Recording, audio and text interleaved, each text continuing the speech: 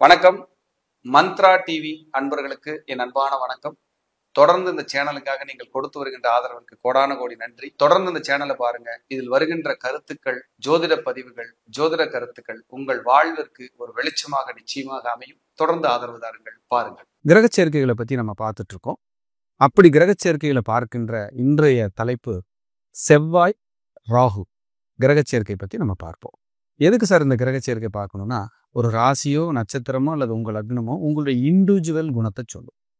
அதாவது நீங்க தனிப்பட்ட முறையில எப்படி இருக்கீங்க, தனிப்பட்ட முறையில உங்களுடைய ஸ்டைல் என்னங்கிறத அது சொல்லும். இந்த கிரக சேர்க்கை என்ன சொல்லும் அப்படின்னா, மற்றவங்க உங்ககிட்ட எப்படி நடந்துக்கிறாங்க, நீங்க மற்றவங்க கிட்ட எப்படி நடந்துக்கிறீங்க அப்படிங்கிற விஷயத்த நீங்க உங்களுக்குள்ள இருக்கிற கம்யூனிகேஷன், அதாவது இன்னொரு மனிதருக்கும் உங்களுக்கும் நடக்கிற கம்யூனிகேஷன்ல பாதகமா சாதகமா அப்படின்னு சொல்லக்கூடிய விஷயத்தை இந்த கிரக சேர்க்கை சொல்கிறது. அப்படி செவ்வாயும் ராகுவும் சேர்ந்தா என்ன ஆகும், எப்படி இருக்கும் அப்படின்னு பார்ப்போம். முதல்ல செவ்வாய் ராகு கிரக சேர்க்கை நல்ல கிரக சேர்க்கையானா கண்டிப்பா கிடையாதுங்க. செவ்வாய் ராகு கிரக சேர்க்கை நல்ல கிரக சேர்க்கை அல்ல. காலபுருஷனுக்கு 8ஆம் அதிபதியும் காலபுருஷனுக்கு லக்ன அதிபதியும் வச்சுக்கலாம். செவ்வாய் தான் 1-8க்கு அதிபதி. அவர் ராகு அல்லது கேது கூட சேரும்போது கடும் நெருக்கடி. அதிலும் குறிப்பா ராகு கூட சேரும்போது அந்த ஜாதகர் எப்பொழுதும் ஒரு பிரம்மாண்டத்தை நோக்கி பயணிக்கிறார். எப்பவுமே அவருடைய யோசனைகள், சிந்தனைகள் எல்லாம் பார்த்தீங்கன்னா பயங்கர ஹைஃபையா இருக்குங்க, பிரம்மாண்டமா இருக்கும். யாருமே நெருங்க முடியாது பக்கத்துல, அந்த பிரம்மாண்டத்துக்கு பக்கத்துல. ஐயோ என்ன இப்படி பேசுறாரு பயங்கரமா அப்படிம்பாங்க. ஆனால் ஒண்ணுமே இருக்காதுங்க. ஆனா பிரம்மாண்டம் பார்த்தீங்கன்னா பயங்கரமா பேசிட்டு இருப்பாங்க. இவங்க கிட்ட இதுல மைனஸ் தான் அதிகமா இருக்கும், பிளஸ் கம்மி தான். அப்ப செவ்வாய் ராகு யாருக்கு சேர்ந்திருக்கோ அவர்கள் பார்த்தீங்கன்னா அவங்களுடைய மிகப்பெரிய மைனஸே பர்ஃபெக்ஷன், கட் அண்ட் ரைட், வெட்டு 1 துண்டு 2, கரெக்டுனா கரெக்டு, தப்புனா தப்பு, நான் இப்படித்தான், இஷ்டம் இருந்தா வாங்க, இல்லைன்னா போயிட்டே இருங்க. எல்லா உறவுகளையும் எல்லா நண்பர்களையும் தன்னுடைய ஈகோவால், தன்னுடைய பிடிவாதத்தால், தன்னுடைய வார்த்தைகளால் இழந்து விடுகிறார்கள் என்பது நிதர்சனமான உண்மை. தயவு செய்து இவர்கள் தன்னை உணர்ந்து மற்றவர்களிடம் அவர்களுடைய அன்பையும் அவருடைய மனதையும் புரிந்து கொண்டு நடந்தால் மட்டும்தான் உங்களை சுத்தி ஆட்கள் இருப்பாங்க. இல்லைன்னா உங்களை ஒரு நாளைக்கு இந்த கிரக சேர்க்கை தனிமைப்படுத்தி விடும். நீங்க ஒரு நாள் படுத்துட்டு யோசனை பண்ணும்போது கொஞ்சம் வளைஞ்சு கொடுத்து வாழ்ந்திருக்கலாமோ அப்படின்னு யோசிக்க வைக்கிற கிரக சேர்க்கை செவ்வாயும் ராகும். செவ்வாய் ராகு சேர்ந்ததா டிரான்ஸ்ஃபார்மர். கரண்ட்ல கை வச்சா எப்படி இருக்கும், அதுதான் உங்க நிலை. அப்படியே பயங்கர ஹை வோல்டேஜ் வந்தாலும் பிரச்சனை, லோ வோல்டேஜ் வந்தாலும் பிரச்சனை, மீடியமா ஸ்டேபிளா போனாதான் வளர்ச்சி. மறந்துடாதீங்க. இந்த செவ்வாய் ராகு கிரக சேர்க்கை பெண்கள் ஜாதகத்தில் இருந்தால் அவருடைய திருமண வாழ்வில் 30% எரர் வருவது உறுதி. சார் என்ன சார் இப்படி சொல்றீங்க, இது பயமுறுத்துறதுக்காகல, அந்த பொண்ணை பக்குவப்படுத்துங்கன்னு பெத்தவங்களுக்கு நான் சொல்ல வர்றேன். வீட்டில் எப்படி வேணாலும் இருந்துக்கலாம், அம்மா அப்பா அண்ணன் தம்பி சித்தப்பா பெரியப்பா கேட்டுக்குவாங்க.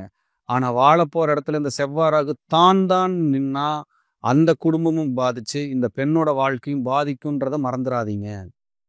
செவ்வாய் ராகுக்கு அப்படி ஒரு வில் பவர் இருக்கு, அப்படியே ஒரு ஃபோர்ஸ் இருக்கும். ஏன்னா தப்பு நடக்காதுங்க, மனசுல எல்லாம் அந்த செவ்வாய் ராகு எதுவுமே வச்சுக்காதுங்க, யாரையும் துரோகம் பண்ணணும்னு நினைக்காது, ஏமாத்திரங்கிற எண்ணம் அந்த செவ்வாய் ராகுக்கு வராது. என்ன பிரச்சனைனா வில்லம்பு மாதிரி துப்பாக்கி எடுத்து ஒரு சுட்டுருவேன் சார் அப்படின்னா அந்த செவ்வாய் ராகுவோட வேலை தான் அது. வில்லம்பு மாதிரி அப்படி ஒரு ஏவுகணை, ஒரு ஆயுதத்தை நுழைச்சிருங்க. அதாவது இதயத்துல ஈட்டிய நுழைச்சு சுகமா இருக்கா அப்படின்னு கேட்ட மாதிரி இருக்கு இந்த செவ்வாய் ராகுவோட வார்த்தை. இதுதான் முற்றிலும் உண்மை. இவர்கள் பர்ஃபெக்ஷன் அப்படிங்கிற வார்த்தைய மறந்துருங்க. ஒரு டிராஃபிக்ல நின்னா பர்ஃபெக்ஷன், கடைக்கு போனா பர்ஃபெக்ஷன், ரேஷன் கடையில நின்னா பர்ஃபெக்ஷன், இபி லைன்ல நின்னா பர்ஃபெக்ஷன், ஒரு பால் பாக்கெட் வரக்கு லேட் ஆயிடுச்சுன்னா பர்ஃபெக்ஷன், வீட்டுக்குள்ள நுழையும் போதே ஃபேன் ஏன் ஓடுது, செருப்பேன் எப்படி கழட்டி விட்டுருக்கீங்க, இன்னும் ஏன் லைட் போடல, இது ஒரு பர்ஃபெக்ஷன். 99 இல்லை, 101 இல்லை, 100% கரெக்டா இருக்கணும்னா எப்படிங்க எல்லாரும் இருப்பாங்க? ஒருத்தர் சனியோட ஆதிக்கமா இருக்காரு உங்க வீட்டுல, அவர் எப்படி கரெக்டா 8 மணிக்கு காலையில 6 மணிக்கு எந்திரிப்பாரு, 10 மணிக்கு தான் எந்திரிப்பாரு. ஏன்னா அவர் கிரகம் அது. அவர் சனியோட ஆதிக்கத்தில் இருக்கிறவங்க, லக்னத்துல சனி இருந்தா பாத்ரூம் போனா கூட 1/2 மணி நேரம் கழிச்சு தான் வருவாங்க. 12ல சனி இருந்தா அவங்களை தண்ணி ஊற்றி எழுப்பணும், அப்படி தூங்குவாங்க. இது நீங்கள் செவ்வாய்ங்கிறதுனால நான் ஆளுமையாக இருப்பேன், நான் கரெக்டாக தான் இருப்பேன், நான் பர்ஃபெக்ஷனாக தான் இருப்பேன், நீங்கள் போய் அவங்ககிட்ட பேச முடியுமா? உங்கள் குடும்பத்திலே ஒருத்தர் இருக்காருன்னு வைங்க, எப்படி நடக்கும்? அப்போது இன்னொருவர் இன்னொரு கர்மாங்க, இன்னொரு கேரக்டர். அவங்க மேலே நீங்கள் கோவப்பட்டு என்ன செய்ய போகிறீங்க? நீங்கள் கோவப்படுறதுங்கிறது உங்களுக்கு அடுத்தவங்க செய்கிற தவறுக்கு நீங்களே உங்களுக்கு கொடுத்துக்கிற தண்டனை தானே ஒழிய, நான் கோவப்பட்டுட்டேன்னு பெருமைப்பட்டு யாருமே தலை நிமிர்ந்து வாழவே முடியாதுங்க. கோபத்தோடு எழுகிறவன் நஷ்டத்தோடு அமர்வான். கோபம் அறிவின் சத்துருங்க. சத்துருனா எதிரி, அறிவுக்கு எதிரி கோபம். கோவப்படுறவங்க எல்லாரும் சாதிச்சிருக்காங்களான்னா இல்லை. கோவப்பட்டவங்க நிலைமையெல்லாம் நீங்கள் யோசிச்சு பார்த்தா தெரியும். ஏன்னா உங்கள் வீட்லேயும் நீங்கள் யோசிச்சு பாருங்க. ஆமாம், இவங்க கோவப்பட்டு எதுவும் பிரயோஜனமே இல்லை, கையில் கிடைச்சதெல்லாம் தூக்கி எறிஞ்சா? செவ்வாறாக அதை செய்யுங்க, ஈஸியாக செய்யும். 10 நிமிஷத்தில் காம்ப்ரமைஸ் ஆகிக்கிறதும் செவ்வாறாக தான். ஆனால் பேசுகிற வார்த்தைகள் 10 வருஷம் ஆனாலும் மறக்க முடியாது, அப்படி ஃபோர்ஸாக பேசிடும். அப்போ இந்த பர்ஃபெக்ஷன் பார்த்து இந்த பெண்கள் ஜாதகத்துக்கு இது முக்கியமாக தர்றேன். நீங்கள் அமைதியாக உங்கள் ஜாதகத்தில் நாளைக்கு திருமண பொருத்தமே பார்க்குறீங்க, உங்களுக்கு செவ்வாறாக இருக்குதுன்னா அடுத்த ஜாதகத்தை பார்த்து திருமண பொருத்தத்தில் இன்னொரு ஆண் ஜாதகத்தை இணைக்கும் போது சர்வ ஜாகிரதை இணைங்க. குருவோட இன்ஃப்ளூயன்ஸ் 2 ஜாதகத்துக்கு நல்லா பொருந்தி வரணும். குரு பார்வையோ குரு சேர்க்கையோ இதெல்லாம் இருக்கணுங்க. இந்த செவ்வாறாகுவை எங்கேயாவது ஒரு பக்கம் இருந்து சனி பார்த்துட்றாருன்னு வைங்க, இன்னும் பாடு திண்டாட்டம் தான். ஏன்னா 3 பேர் ஒன்றுக்கு ஒன்று அடிச்சுக்கிறவங்க, பார்த்தாங்கனாலே தொந்தரவாயிரும். அப்போ நீங்கள் யோசிச்சு பாருங்கள், இந்த செவ்வாய் ராகு பர்ஃபெக்ஷன் இருந்திருந்தே நிறைய பிரச்சனைகளை சந்திக்கிறது. எனவே குறிப்பாக ஆண் ஜாதகத்தில் பங்காளி வர்க்கத்தில் பிரச்சனை, பங்காளிகளால் நிம்மதி இல்லை, அண்ணன் தம்பி உறவிலே விரிசல், வாஸ்து தோஷம் உள்ள வீடு, இப்படி தான் இவங்க லைஃப் ஸ்டைல் இந்த செவ்வாய் ராகுக்கு போகும். இதில் மாற்றுக்கிறதுக்கு இடமே இல்லைங்க. ஒரு தகராறு வருது, உடனே ஒருத்தரை கை வச்சிடுறீங்க, ஒரு பிரச்சனை நடக்குதுன்னா அங்கே செவ்வாய் ராகு முன்னாடி நிற்கும். டிராஃபிக்கில் ஒரு 5 நிமிஷம் நின்னீங்கன்னா ஃபுல்லாக ஹார்ன் அடிச்சுக்கிட்டே நிற்பாங்க. அதெல்லாம் செவ்வாய் ராகுவோட ஆளுமை. உள்ள நகருதே போகலாம்ல அப்படின்னா, உங்களுக்கு முன்னாடி வண்டி ஓட்டுறவர் அறகுறை டிரைவராக இருந்தாருன்னா உங்களுக்கு மீறி போயிடுவாரா? போக முடியாதுல்ல. அவர் மெதுவாக தான் போகணும், நம்ம பின்னாடி மெதுவாக தான் போயாகணும். அதுக்குள்ள அவசரம், வேகம், பிடிவாதம், விதண்டாவாதம் எதற்கு? இது தேவையே கிடையாது. உங்களுக்கு செவ்வாய் ராகு இருக்கா, இனி அமைதியாக இருக்கிறேன்ப்பா, இந்த உலகத்தில் யாரோ போய் கொடியை நட்டுட்டு போகிறாங்க, என்ன ஆளை விடுங்க, நான் உண்டு என் வேலை உண்டுன்னு இருக்கிறேன்னு இருந்து பாருங்க. உங்கள் மனசு முதல்ல உங்களுக்கே ரிலாக்ஸ் ஆயிரும். அப்பா இவ்வளவு நாள் மோசமான வாழ்க்கை வாழ்ந்துருப்போம் நிச்சயமாக நீங்கள் நினைப்பீங்க. நீங்கள் செவ்வாய் ராகு சேர்க்கை இருக்கிறவங்க கொஞ்சம் அப்படி யோசிச்சு பாருங்க. படுத்து எங்கேயாவது ஒரு பக்கமாவது கரெக்டான விஷயத்த செஞ்சுருப்பீங்களான்னு இருக்காது. அவன் தப்பு செய்கிறான், இவன் தப்பு செய்கிறான், அங்கே நியாயம் இல்லை, இங்கே நியாயம் இல்லை நம்ம பேசுவோம். நியாய தர்மம்ங்கிறது அவரவர்களுடைய செயல்களை பொறுத்து தான் அங்கே நடந்துட்டு இருக்கோம். நீங்கள் போய் திருத்த முடியாதுங்க. அதை சொல்லலாம், அங்கே நடக்கணும்ல. சொல்ல வேண்டிய விதத்தில் சொன்னால், அந்த இடத்தில் பாசத்தோடு கலந்து சொன்னால் நிச்சயம் நடக்கும். இதெல்லாம் உண்மை. அப்போ இவர்கள் வாயினாலே கெட்டு விடுகிறார்கள், நாக்கு ஆயுதமாக மாறிவிடுகிறது, ஃபோர்ஸாக பேசிடுறாங்க. அப்படிங்கிறது தான் இதில் இருக்கிற பெரிய மைனஸ். இந்த செவ்வாய் ராகுக்கு பெரிய ப்ளஸ் அப்படிங்கிறது உண்மையிலேயே எதுவுமே பெருசாக சொல்ல முடியாதுங்க.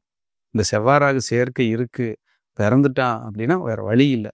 ஆனால் இந்த செவ்வாய் ராகுவோடு யாரெல்லாம் சேர்ந்து இந்த உங்கள் ஜாதகத்தில் செவ்வாய் ராகு யாருக்காவது இருக்குது, நான் செவ்வாய் ராகுவோடு தான் சார் இருக்கேன், எனக்கு இதுக்கு தீர்வே இல்லையா சார், நான் என்னதான் சார் பண்ணுறது அப்படின்னா, செவ்வாய் ராகுவோடு யாரெல்லாம் இருந்தீங்களோ அவர்கள் வீரபத்ரர் வழிபாடு செய்யுங்கள்.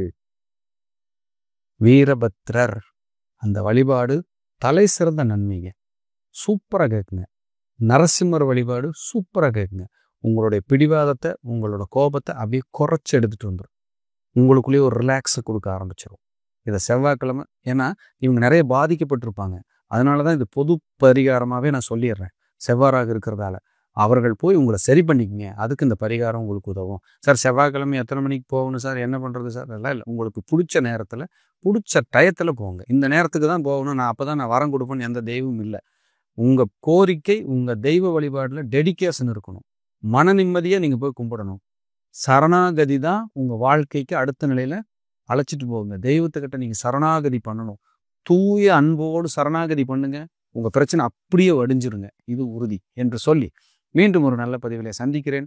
அதுவரை உங்களிடமிருந்து தற்காலிகமாக விடைபெறுவது அவினாசி ஜோதிலிங்கம், பிரசன்ன ஜோதிட ஆராய்ச்சியாளர். நன்றி, வணக்கம். வாழ்க வளமுடன். தொடர்ந்து இந்த சேனலுக்காக நீங்கள் கொடுத்து வருகின்ற ஆதரவிற்கு கோடான கோடி நன்றி. தொடர்ந்து இந்த சேனலை பாருங்க. இதில் வருகின்ற கருத்துக்கள், ஜோதிட பதிவுகள், ஜோதிட கருத்துக்கள் உங்கள் வாழ்விற்கு ஒரு வெளிச்சமாக நிச்சயமாக அமையும். தொடர்ந்து ஆதரவு தாருங்கள். பாருங்கள்.